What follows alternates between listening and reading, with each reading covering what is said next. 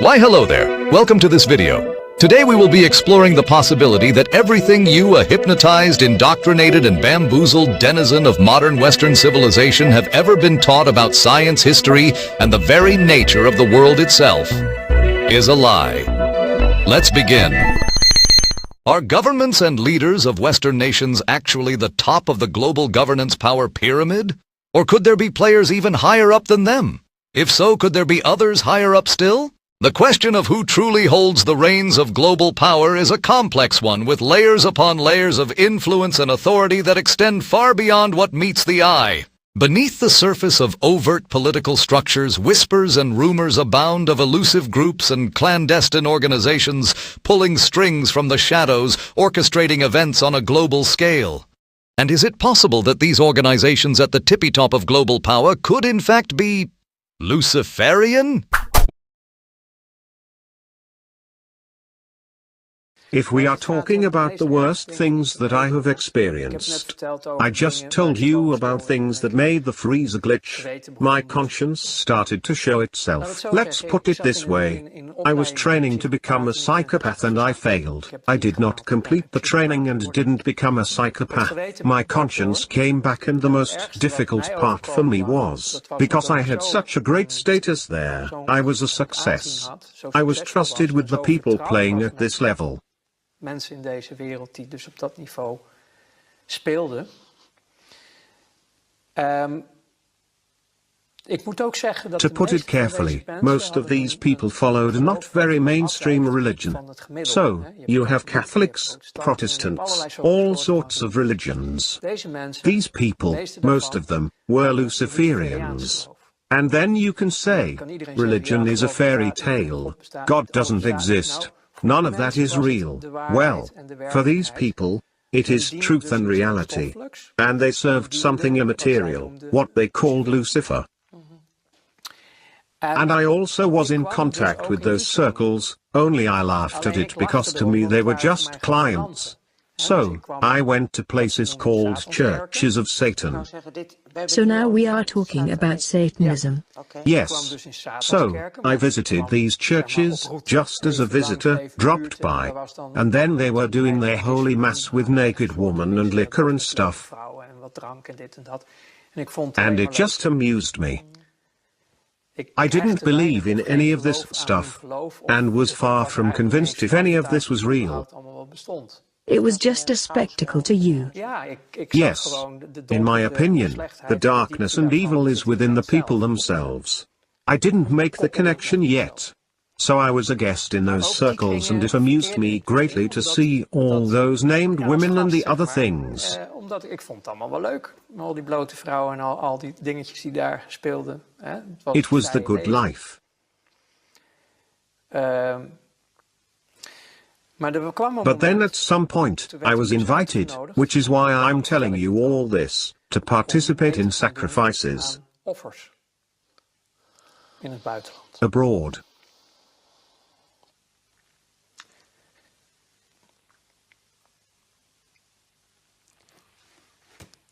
That was the breaking point. Children. You were asked to do that? Yes. And I couldn't do that.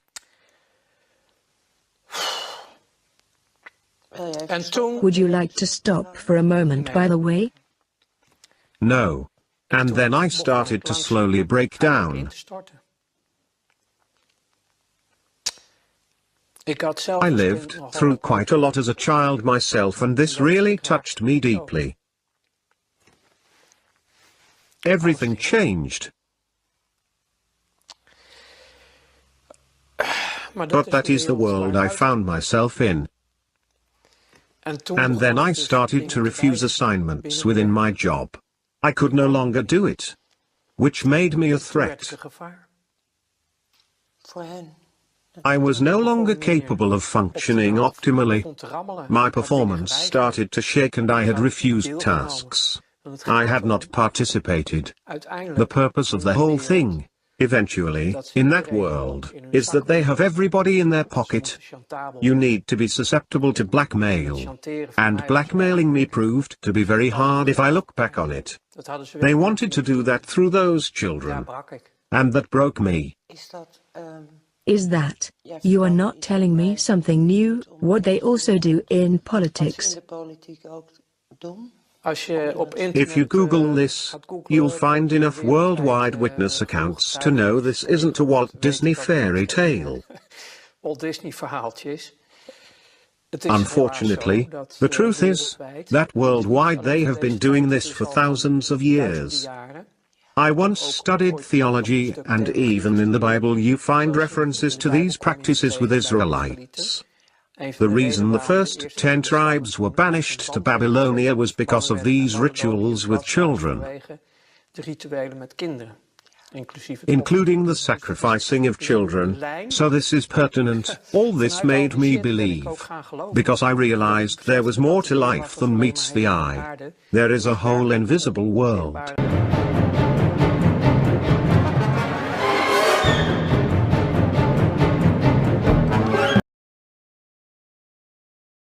To describe this story as horrifying would be an understatement.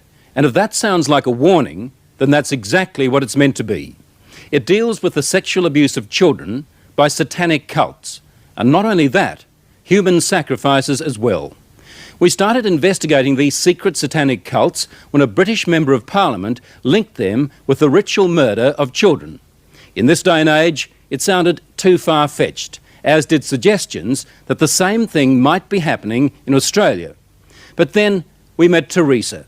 She's only 15, and for 12 of those years she's been the victim of relentless depravity.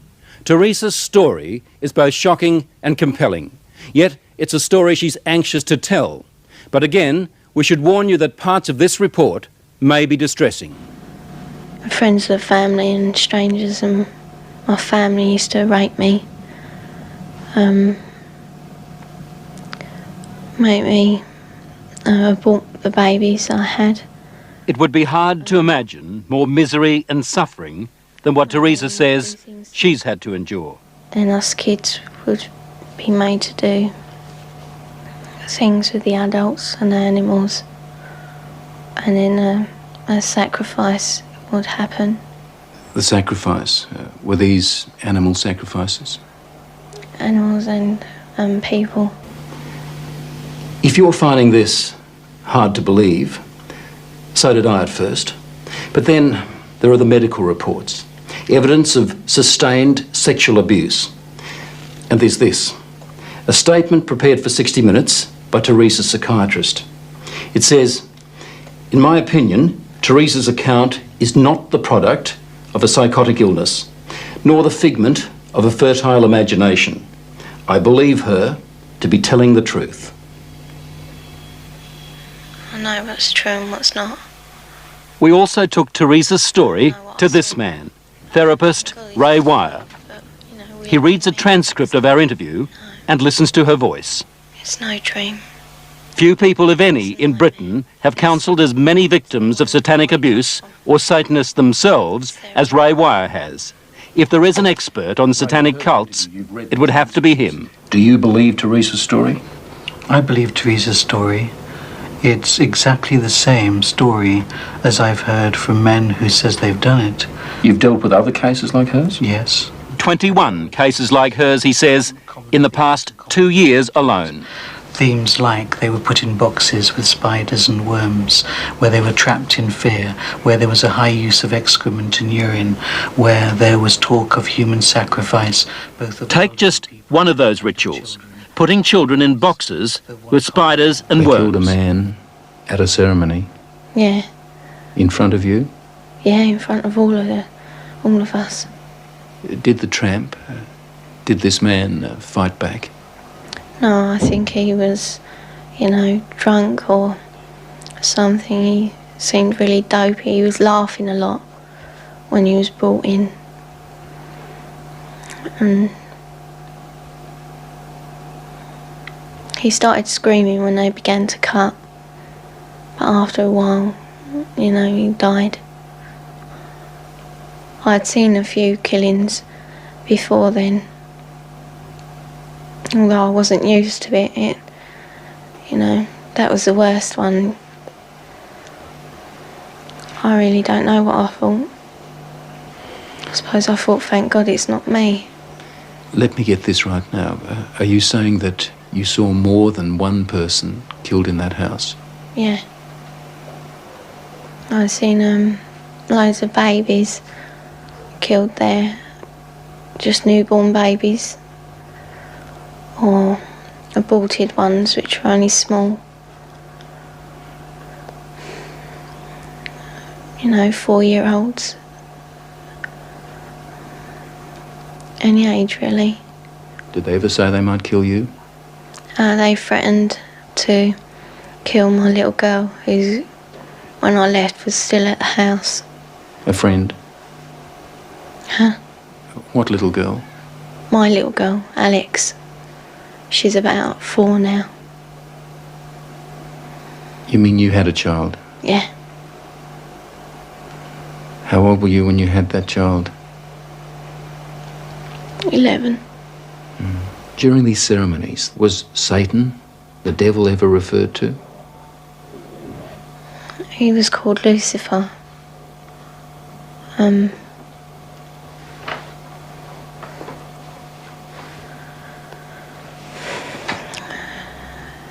What did they say about the devil, about Lucifer? That killing the people made him happy. Sacrifices to please the devil. Used to talk about According to Teresa, the worst rituals took place at a house somewhere in the country.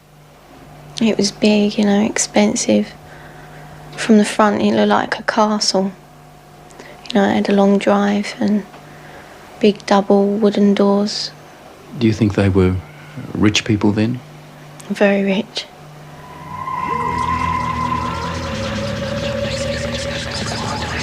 Now, where was this big house somewhere in the country? Teresa says she can't take the police there because the Satanists made sure she'd never know how to find it.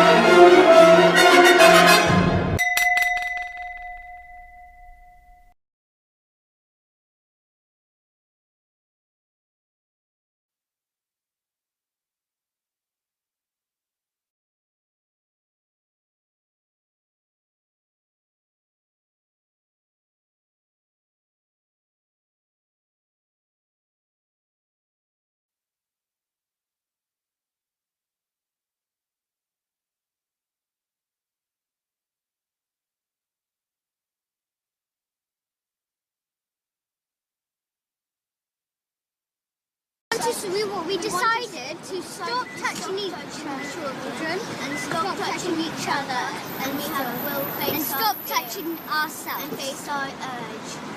And what else are you going to stop doing? And stop touching ourselves. And we're going to stop touching ourselves. And what else are you going to stop? And stop killing babies. And stop killing babies, and we're going to face our fear and face our urge. You're going to face your fear. Because fear is what? Fear is the mind killer. And you're going to help us to catch who? You're going to help us to catch? All the people. Papa, Mr. Collins, the school. All the policemen. All the social services. Speak up, speak up. All the shopkeepers, all the cafes, all the pizza McDonald's. Who did you mention just now? Who? Caf what? Kafkas. Who's Kafkas? You know, there's people who work at Kafkas. What is Kafkas?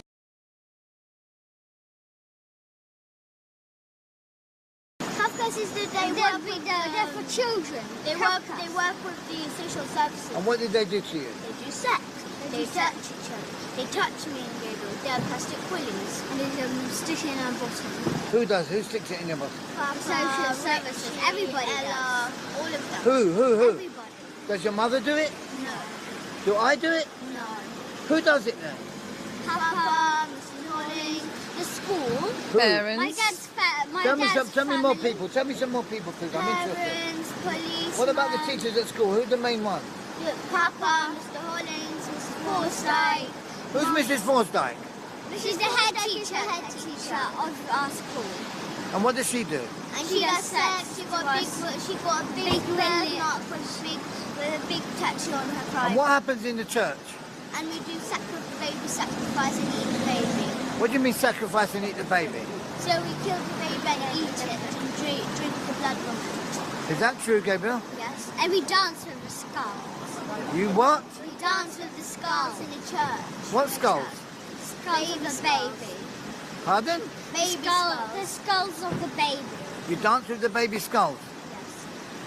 And who kills the babies? Papa, me, and Lisa. And Who kills the babies? Papa. And what, he gets you to help him? Yes. Shoot. So he tells us to hold the hand with a knife, and then he holds his hand on our hand. So then he cuts the baby's head off. And then he tips it upside down, and then we drain the blood. And then what they do? And then we cook it, and then we drink the blood, and after we... What happens on a Wednesday, please? Wednesday is the most busiest day of sex, and today it's Wednesday, and if I was right now on Wednesday in school, they would have done lots and lots of sex to me. And Wednesday is the most sex day, and it's the most busiest day when we do sex. What else happens on a Wednesday? We do lots and lots of sex.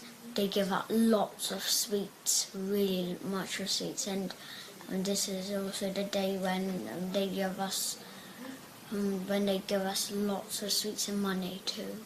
They give you money? Yeah, they have special days of money. Huh?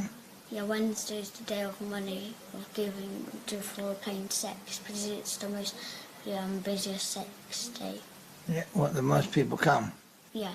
How many people come? Like 100, not all the parents, all the parents can't come because there won't be enough space. Well, they can be all parents, but they go in other houses. At Mr. Hollins' house, they go to their houses and do sex too. If these god-awful testimonies are in fact true, then the question of how high up the power ladder these crimes go immediately needs to be asked.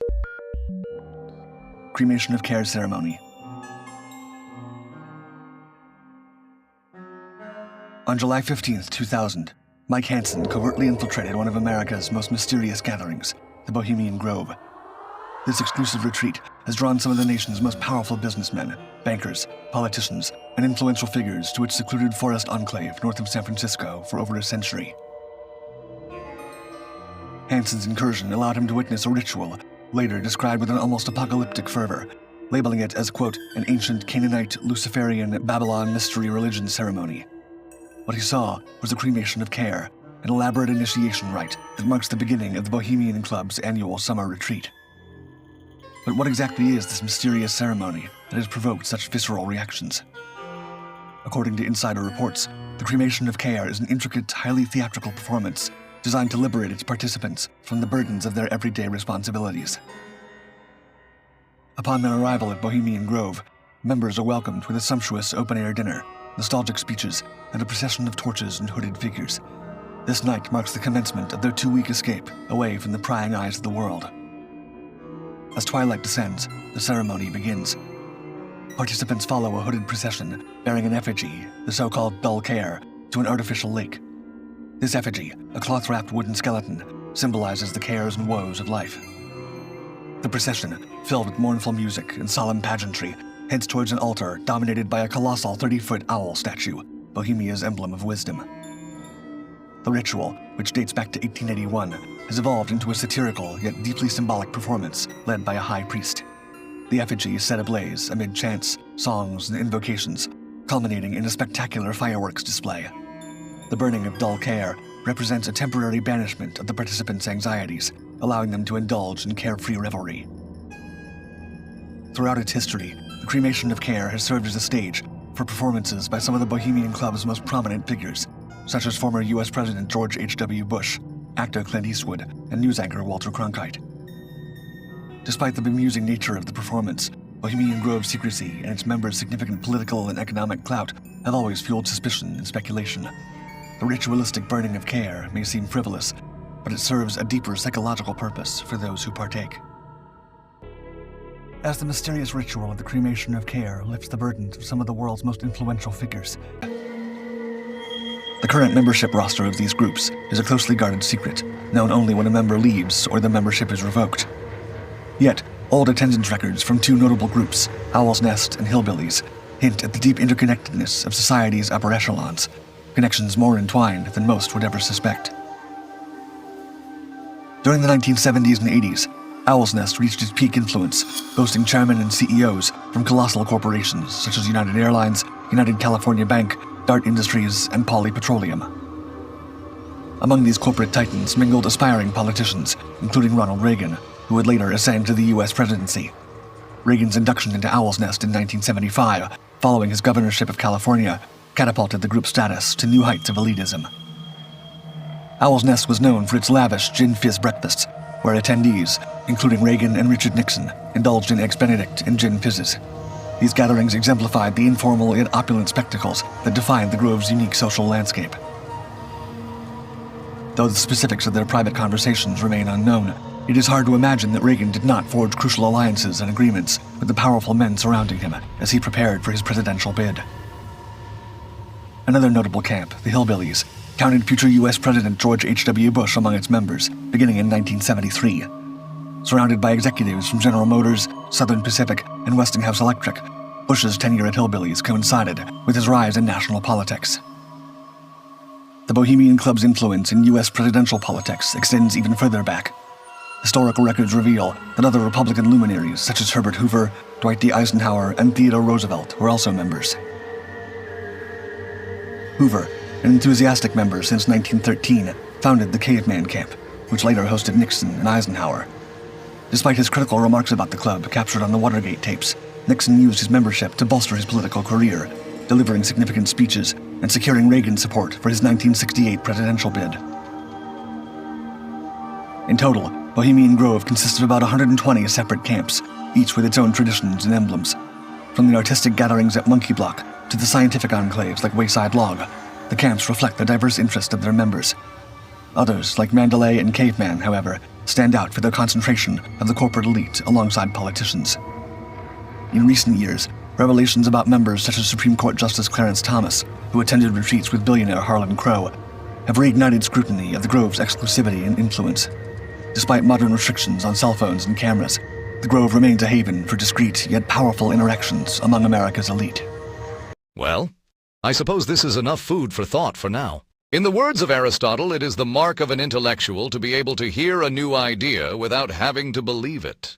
But before we part ways, remember to hit the like button and subscribe for more content. Your support keeps this channel alive, so thank you for being part of this amazing community. Keep the notifications on so you never miss an upload.